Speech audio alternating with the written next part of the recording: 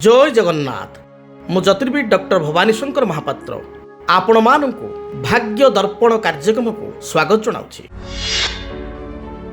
दर्शक बंधु एबे आसंतु जानिबा आपणकर जन्मजातक ग्रहंक स्थिति अनुसार आपणकर निजर आपणक पुओंकर बा आपणकर झीओंकर जदि आपण जानिया पई चाहूतांती विवाह केउ दिगरे हेबो।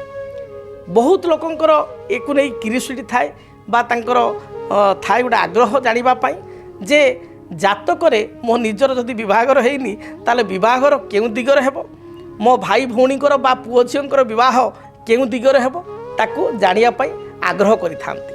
तेबे आपणक आग्रह को आज कार्यक्रम आम सामिल करिचो।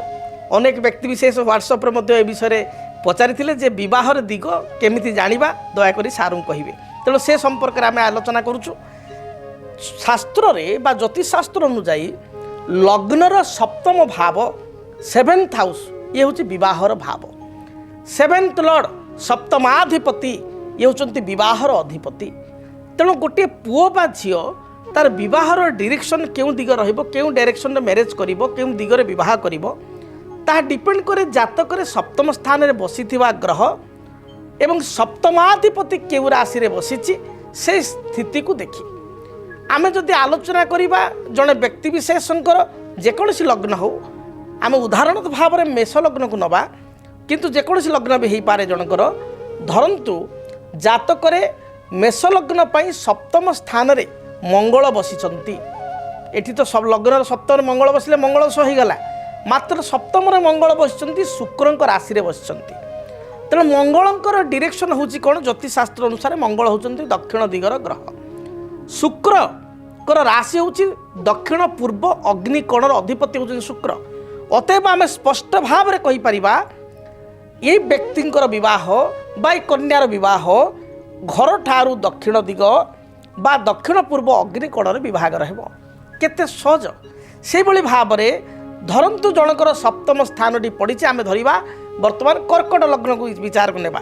कर्कट लग्न सप्तम स्थान रही आपणकर किए ना बुध। सप्तम स्थान रे बुध बसिचंती। सप्तम स्थानटी पड़ी मकर। मकर होची शनिकर राशि। शनि धरंतु अछंती अष्टम रे अर्थात अछंती कुंभ रे। ताले मकर राशि माने शनिकर राशि मकर एवं सप्तम भाव मकर, सप्तम अधिपति शनि। तेणु शनि डायरेक्शन होची वेस्ट डायरेक्शन अर्थात पश्चिम दिग। तेणु नॉर्मली पश्चिम दिगरे विभागर हेबो किंबा जेहेतु बुध बसचंती एटी द्वंद्व आसीजिवो। बुध बसचंती सप्तम रे, बुध होचंती उत्तर दिग बा नॉर्थ रो कारकत्व ग्रह। तेणु नॉर्थ रे विभागर हेबो बा आपणकर पश्चिम रे विभागर हेबो। सेठी देखिया पड़िबो काहार बळाबळ अधिका अछि। सप्तम रे बुध रहितिबारु बुध मित्रग्रस्त होइतिबारु बुधंकर बळाबळ एटी अधिका रहिछि। शनि मध्य सप्तमेश तांकर अष्टम रे थिले मध्य सेही कुंभ रे अछंती। तेणु एठी कहि परिबा जे उत्तर दिगरे विभागर हेबो। उत्तर दिगरे विभागर हेबार संभावना एठी रहिछि 70% एवं पश्चिम दिगरे विभागर हेबार संभावना रहिछि 30%। तेणु उत्तर किंबा उत्तर पश्चिम वायव्य कोण आउ पश्चिम कहिबे नाही सेठी उत्तर किंबा उत्तर पश्चिम वायव्य कोण रे विभागर हेबो। सेही समान लग्न सप्तम रे बृहस्पति नीच अछंती। कर्कट लग्न बृहस्पति सप्तम रे अछंती। बृहस्पति दिग होची उत्तर पूर्व ईशान्य कोण, मात्र बृहस्पति नीच थिबारु एठी उत्तर पूर्व ईशान्य कोणर स्थिति कमिजिवो। शनिकर स्थिति उच्च थिबारु एठी बा शनि कुंभ रे थिबारु एठी आमे कहिबा पश्चिम दिगरे ही विभागर हेबो। तेबे पाखापाखि पारिपार्श्विक अवस्था आमे किपरि निर्णय करिबा। जो जगार झीओटीर विभागर हेबो बा पुओटीर विभागर हेबो तांकर ससुर घर निकट में कौन थिबो परिवेश पारिपार्श्विक परिस्थिति अच्छे परिवेश को भलिया जगार बाहागरटी हम सीटी आम विचार करवा। धरंतु एठी आपणकर कर्कट लग्न आम से पुराना कथा को जीवा। सप्तम स्थान रे बुध रही एवं अष्टम रे सेठी शनि अछंती। तेणु सप्तम रे बुध थिबा हेतु बुध एक आपणकर स्कूल शिक्षा बा विद्या कारक ग्रह। तेणु घर निकट रे जोटी बाहागर हेबो प्रथमतः विवाह हेबो आपणकर उत्तर दिगरे बा उत्तर पश्चिम वायव्य कोण जोटा कहली। किंतु घर पाखे गोटे आपणकर स्कूल टीए किंबा आपणकर कॉलेज टीए बा शिक्षा अनुष्ठान टीए बा ट्यूटोरियल टीए घर पाखे थिबो जोटी बाहागर हेबो। शनि राशि ठारू ठीक द्वितीय थिबारु ଆପଣ କହିପାରିବେ ଘରର ଡାହାଣ ପଟେ ବା ଘରର ପଛପଟେ ସରି ପଶ୍ଚିମ ଆଇଦର ଘରର ଡାହାଣ ପଟେ ବା ଘରର ପଛପଟେ ଶନି ହେଉଛନ୍ତି ଟଲ୍ ଦେଖିବାକୁ ଲମ୍ବା।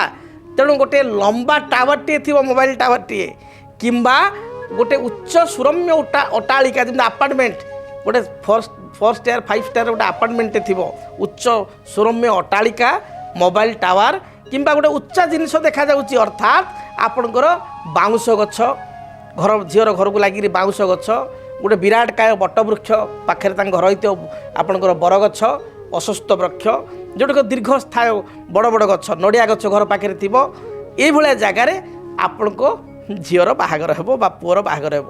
କେମିତି ଲାଗୁଛି ଶୁଣିବାକୁ ବହୁତ ସୁନ୍ଦର ଲାଗୁଛି ଏବଂ ଆପଣମାନେ ଦୟାକରି ୟୁଟ୍ୟୁବକୁ ଦେଖନ୍ତୁ ଏବଂ ୟୁଟ୍ୟୁବରେ ଆପଣ କମେଣ୍ଟ ଦୟାକରି ଦିଅନ୍ତୁ ଯେ ସାର୍ ଆପଣ ଯାହା କହିଲେ ଶୁଣିବାକୁ ଭଲ ଲାଗିଲା ଏବଂ ଆମେ ମଧ୍ୟ ଆଷ୍ଟ୍ରୋଲୋଜର ହେଇଗଲୁ। ତେଣୁ କେତେ ସୁନ୍ଦର ଯେ ବିବାହର କେଉଁ ଦିଗରେ ହେବ କେଉଁ ସ୍ଥାନରେ ହେବ ଏଇଭଳି ଆପଣ ଜ୍ୟୋତିଷଶାସ୍ତ୍ର ଏକ ସୁନ୍ଦର ଶାସ୍ତ୍ର।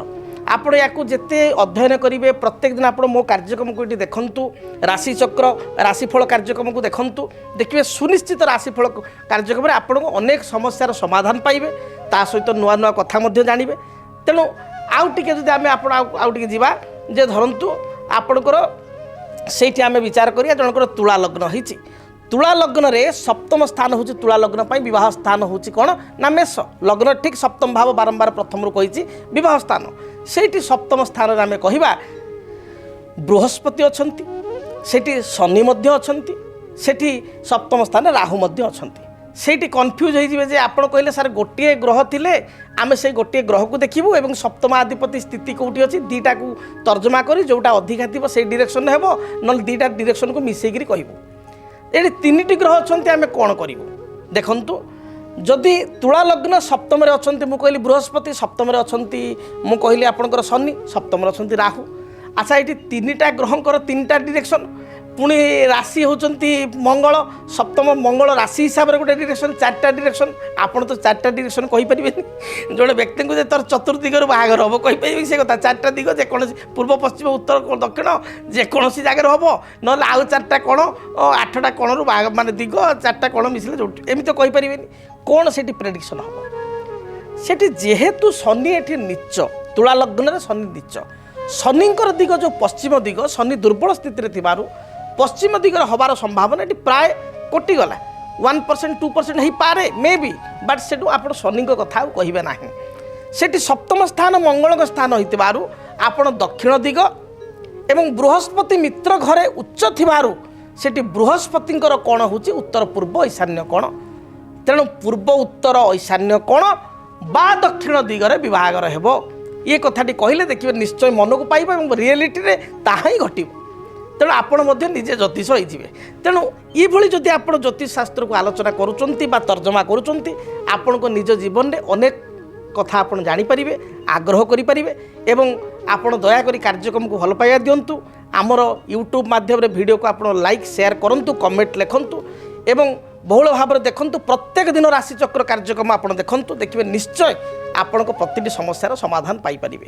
ଯଦି ଆପଣଙ୍କ ଜୀବନରେ ବ୍ୟକ୍ତିଗତ ପାରିବାରିକ ସମସ୍ୟା କର୍ମକ୍ଷେତ୍ର ନିଯୁକ୍ତି ବୈବାହିକ ସମସ୍ୟା ବାସ୍ତୁଦୋଷ ଏବଂ ମାଲି ମକଦ୍ଦମା ଆଦି ସମସ୍ୟା ଥାଏ ତାହେଲେ ସମସ୍ୟାର ସମାଧାନ ଓ ପରାମର୍ଶ ପାଇଁ ଆମକୁ ଯୋଗାଯୋଗ କରନ୍ତୁ।